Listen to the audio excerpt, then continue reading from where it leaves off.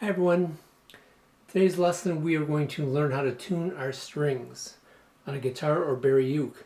If you haven't already done so, make sure you look at the previous video that discusses sharp and flat and how to tighten or loosen your strings. On a previous video we arranged strings 5 and 6. We loosened the strings and we moved them to the side of the nut so that we'll only have 4 strings showing. So now I want us to tighten those a little bit. That'll help the strings stay in tune better. I'm going to tighten this one maybe 1.5 full turns. There's a half.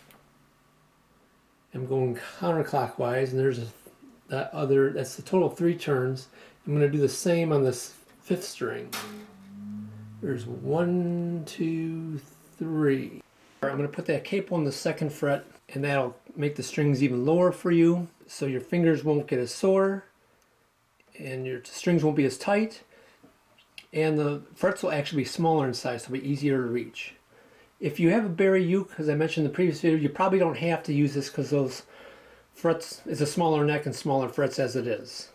But on a guitar, especially if you have a normal size guitar and you have small hands or arms and you got tender fingertips, I would definitely go with the capo. Regardless if you use a capo or not, we're going to be tuning to the same notes. First string closest to the floors will be an E, 2nd string will be a B, 3rd will be a G, and the 4th string will be a D. For you Bari uke players, if you have Grover tuners, which are like the guitar tuners I've been using, you just tune your ukulele to the 4 strings that we're going to be doing. If you have these different tuners, which I talked about in the last video, they're friction tuners, you have to figure out how to tighten and loosen your strings. So review the previous video so that you know how to do that. This app I just happened to pick. I'm not a fan of apps, so I don't know them really. This is called Tuner/Pitched. So this is the demo version, so there's going to be ads on it. I'm not a fan of apps because, as you can see, as I'm talking, this needle is jumping all over the place, and that's a problem with a microphone type tuner as opposed to the clip-ons. The clip-ons, you could be talking in a crowded room and you could still tune your guitar because it goes by vibration. This one goes by sound, so you have to be in a quiet room, or it has to be quiet for you to be able to tune. So I got the app on, and I do like this one because it does show the chromatic scale really pretty well. So to tune the 1st string, or E string, you got to find the E string which is closest to the floor, follow it to the tuning post, and then the right tuning key. Okay, and then as you're looking at it, you got to think of, are you going to turn it clockwise or counterclockwise? It's referred to as righty-tighty, lefty-loosey, and that's a common phrase that a lot of people use when they're tightening or loosening screws or bolts. So I go ahead and I pluck the string. It says F sharp. If I look at the scale I provide for you, you can see the F sharp is above pitch compared to the E, and it's to the right of the E. So that means we're sharp. That means my string is too tight. I gotta loosen this string. So lefty-loosey is what I'm gonna do, which is counterclockwise. So I lower it. We'll see it move to the F4.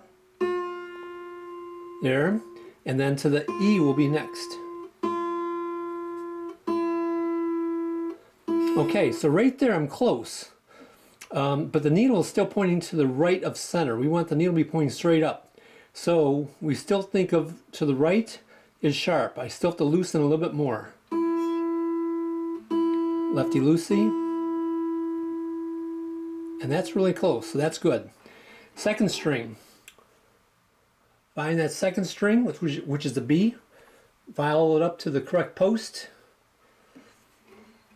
Okay, same thing, righty-tighty, lefty-loosey. Let's see where we're at on the chromatic scale. We're at an A. Our target note is a B. So if you look at the scale I provide for you, the A is to the left of the B. It's below pitch. It's flat. So that means the string is too loose. I got to tighten the pitch. So I'm going to do a righty-tighty. So next would be A sharp. Keep tightening, righty-tighty. And the next will be B coming up. Okay, so that arrow's pointing to the left of center, and we're close, but we still have to think it's to the left of the center line, so that means it's flat, it's below pitch. Think of the L, letter L in flat and left. I gotta tighten a little more. Okay, now that says it's a little bit past. I could go back the other way.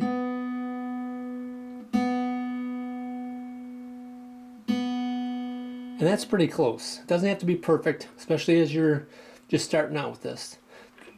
The next string is a G string.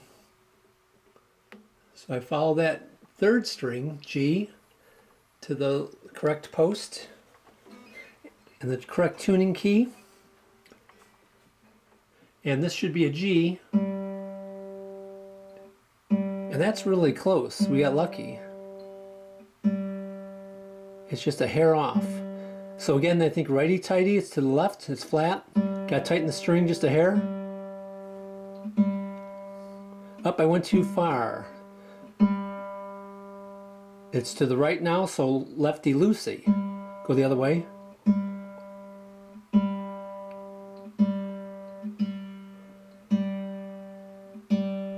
There we go.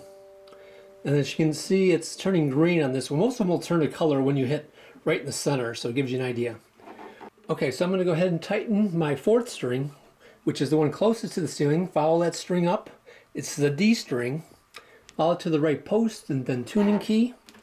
On this side now, these strings are strung the opposite way, so it's not righty-tighty anymore. Okay, so that says C when I tune it, and I want to get to a D. So looking at the chromatic scale, is the C above or below the D? It's below. So does that mean it's flat or sharp compared to the D? It's flat. It's to the left of it. And does that mean strings too loose or too tight?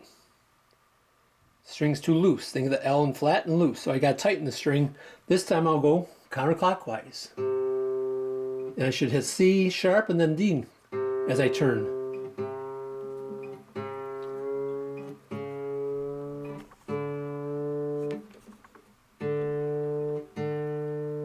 Up a little too far, I'll go back. So I have to go clockwise now to loosen.